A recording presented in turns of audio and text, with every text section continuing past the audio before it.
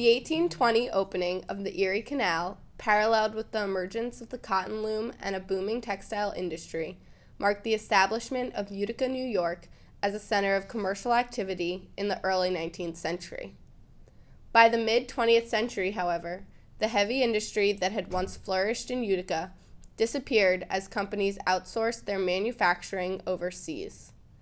This industrial decline resulted in severe outmigration and suburban sprawl, changing the urban form of the city for years to come.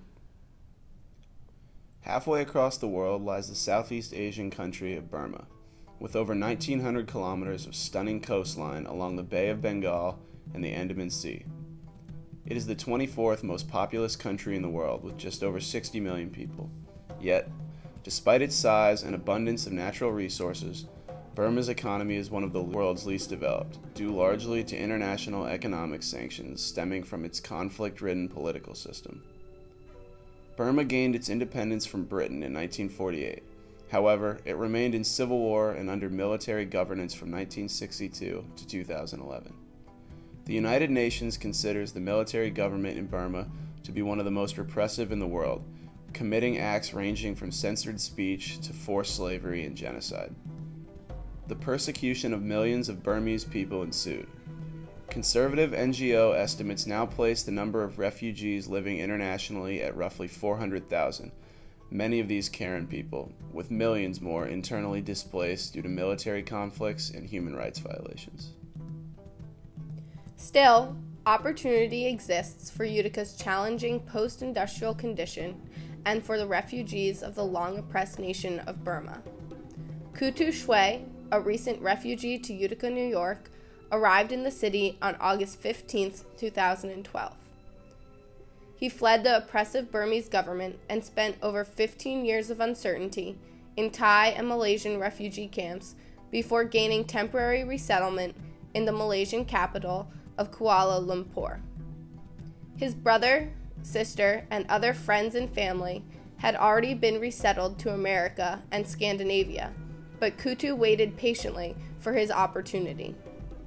For Kutu, his most important goals are to re-enroll in university and continue the music career he started while living in Malaysia. Unlike traditional Burmese refugees, Kutu speaks English fluently, stemming from his father's former role as an employee in the U.S. Embassy in Burma. It is important to him to use his ability to speak English and understand American society to help other immigrants who will have a more difficult time adjusting to the new way of life in Utica, particularly the large number of ethnic Karen refugees. People thought that if I go to, because the United States is very big and huge country, so when we go there, everyone think that we're going to live with other people, that we should know our own, people, ethnic kind of things. And when I came to Utica, I saw all my peoples over here. A lot of Koreans. It's like my hometown. I feel like I live in current one part of the current state. I would say. Kutu recently began working as a caseworker at the Mohawk Valley Resource Center for Refugees. He wants to show them what he sees in Utica, a beautiful natural landscape enhanced by the promise of security and opportunity.